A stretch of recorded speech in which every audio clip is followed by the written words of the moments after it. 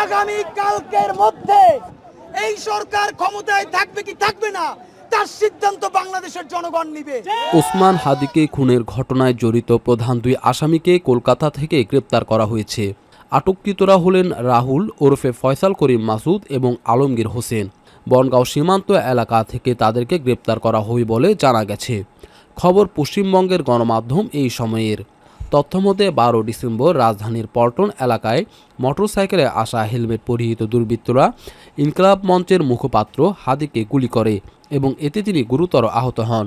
তদন্তকারীদের মতে হামলাকারীদের মধ্যে একজনকে ফয়সাল করিম মাসুদ হিসেবে শনাক্ত করা হয়েছে। অন্তর্বর্তী সরকার তাকে গ্রেফতারে সহায়তার জন্য 50 লক্ষ টাকা পুরস্কার ঘোষণা করেছে।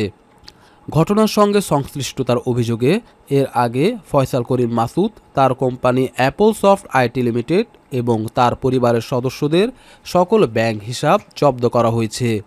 এর আগে সিআইসি কর্মকর্তা বলেছিলেন, ঘটনাটি ঘটাতে কোনো অর্থায়ন ছিল কিনা তার নির্ধারণের জন্য তদন্ত চলাকালীন সম্ভাব্য কোনো অর্থ স্থানান্তর বা গোপন করা ঠেকাতে এই সিদ্ধান্ত নেওয়া হয়েছে।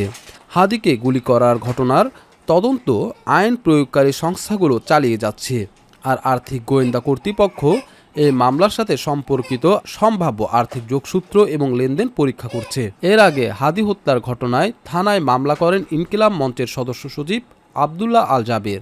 মামলাটি তদন্ত করে 6 জানুয়ারি 17 আসামির বিরুদ্ধে আদালতে অভিযোগপত্র দিয়েছিল ডিএমপির গোয়েন্দা শাখা।